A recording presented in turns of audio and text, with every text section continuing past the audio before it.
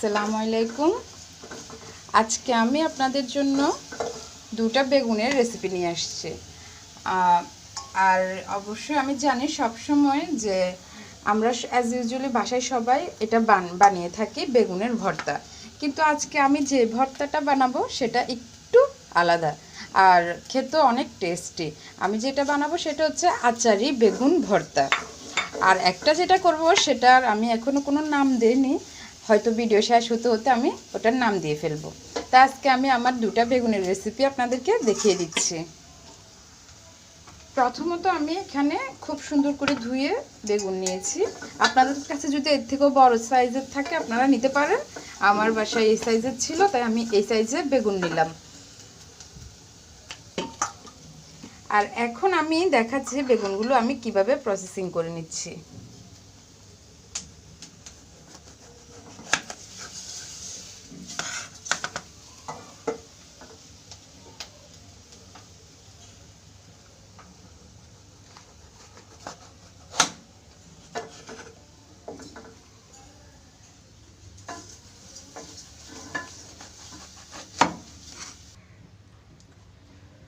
জি দেখুন, আমি এখন বেগুনগুলো এভাবে কেটে নিলাম, মাঝখানটা খালি করে কেটে নিলাম ঠিক এভাবে করে। আপনাদের যদি আরও বড় বেগুন থাকে ওভাবে করবেন। আর আমি এখন এগুলোকে প্রসেসিং করে নিব যে কিভাবে আমি বেগুনগুলো ফ্রাই করব। আর এগুলো আমি 15 মিনিটের জন্য রেখে দিব ভিজার জন্য। এখন আমি এগুলোকে এভাবে কেটে এভাবে কুচি কুচি করে কেটে নিচ্ছি। দেখুন, এগুলো ফেলা যাবে না, এগুলোকে কাজে লাগাতে হবে।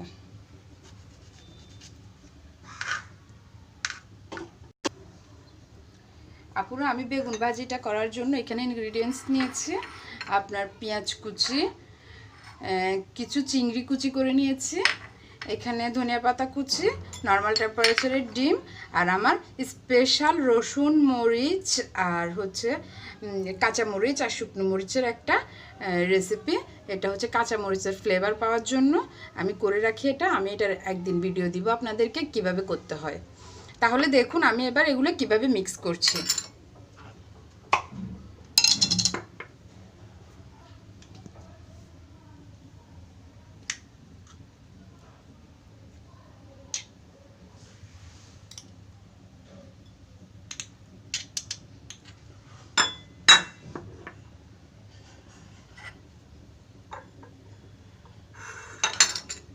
এই যে আমি এখন সব মিক্স করে দিচ্ছি। কিছুটা ধনিয়া পাতা আমি বেগুন ভর্তার জন্য রাখছি।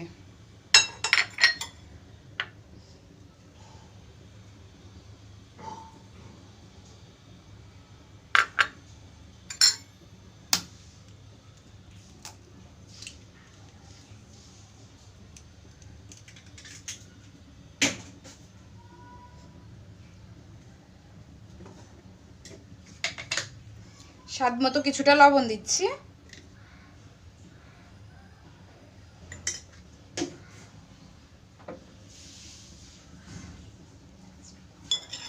আর এখানে দিচ্ছি আমি একটু জিরা বাটা, একটু সামান্য পরিমাণে জিরা বাটা, সামান্য পরিমাণে রসুন বাটা মিক্স করে ফেলছি।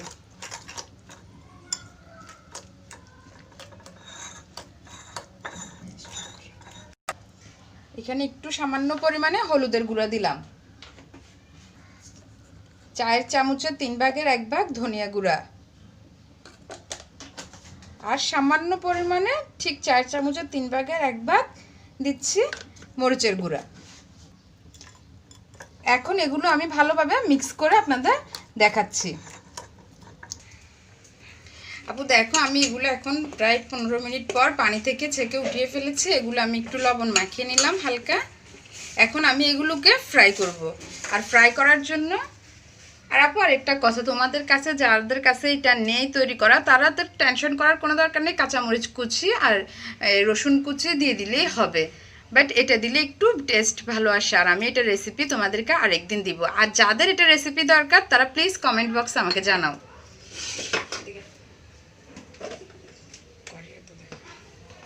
এখন আমি চুলা একটা কড়িয়ে দিলাম আর একটা ফ্রাইং প্যান দিলাম, এটাতে আমি তেল দিয়ে দিলাম।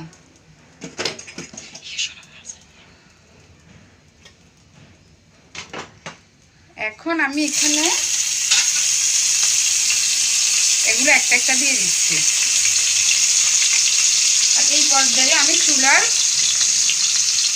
পর্যায়ে আমি চুলার ভলিউমটা কম করে দিচ্ছি।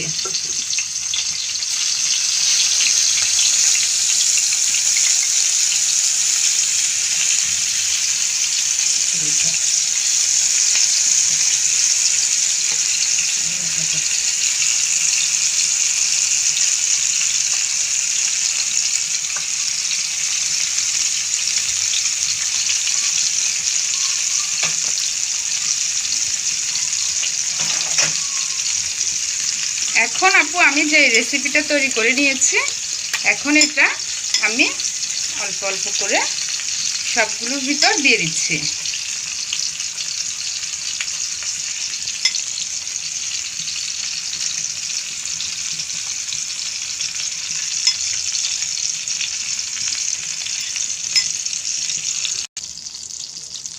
দেখুন আমি এখন এক এক করে সবগুলোর ভিতর ঢুকিয়ে দিলাম যেগুলো তৈরি করলাম। এগুলো আপনারা অবশ্যই বাসায় ট্রাই করবেন, বানাবেন, খাবেন, দেখবেন কি পরিমাণ টেস্টি।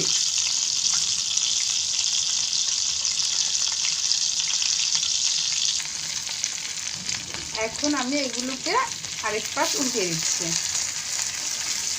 দেখুন এগুলো কি সুন্দর লাল হয়েছে।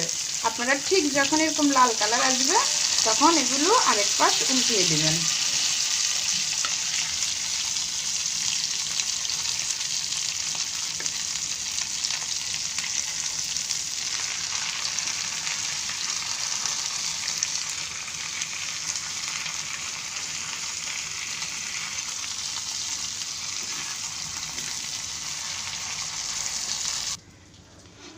এখন আমি ওগুলো হতে হতে আমি আপনাদেরকে বেগুনের যে আচারি বেগুন ভর্তার রেসিপি আমি ওটা দেখিয়ে দিই। আমি 2টা বেগুন পুড়ে এখানে খোসা ছাড়িয়ে নিয়েছি। এখন আমি দেখাচ্ছি আপনাদেরকে কিভাবে আচারি বেগুন ভর্তাটা রেডি করতে হবে।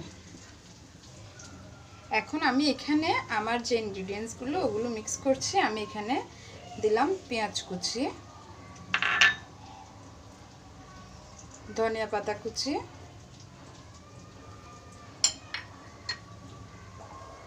এখন দিচ্ছি যে আমার স্পেশাল মরিচ আর রসুনের যে স্পেশাল একটা তৈরি করেছি আমি। এখন দিচ্ছি এখান থেকে 1 চামচ, 4 চামচের 1.5 চামচ কিংবা 2 চামচ। এটা যে যতটুকু ঝাল খায় তার পরিমাণ বুঝে দিবেন। আর এখন আমি এখানে অ্যাড করছি আমার স্পেশাল টমেটোর আচার। আমি এই টমেটোর আচারের ভিডিওটা আমি আপনাদেরকে আরেকদিন শেয়ার করব। দিয়ে দিলাম আমি এখানে 2 চামচ টমেটোর আচার। দিয়ে দিচ্ছি স্বাদ মতন লবণ। এখন আমি এগুলো মিক্স করে দিচ্ছি।